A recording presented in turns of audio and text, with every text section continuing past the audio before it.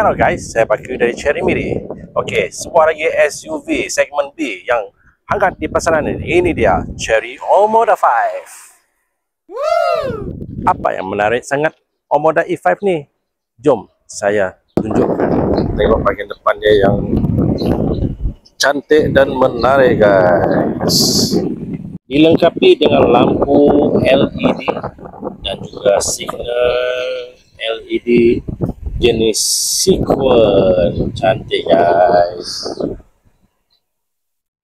Omoda 5 dari bahagian sisi dengan bentuk dia yang lebih sporty, pasti menarik golongan muda.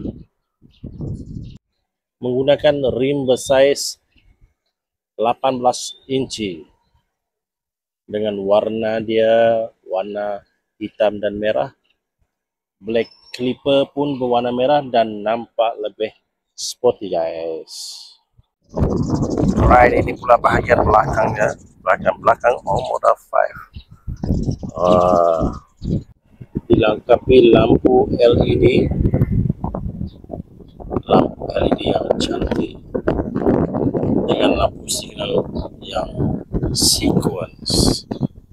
Okay guys, itu adalah mengenai eksterior Omoda 5. Okay, so yang berminat bolehlah WhatsApp ataupun hubungi nombor talian yang tertera di bawah.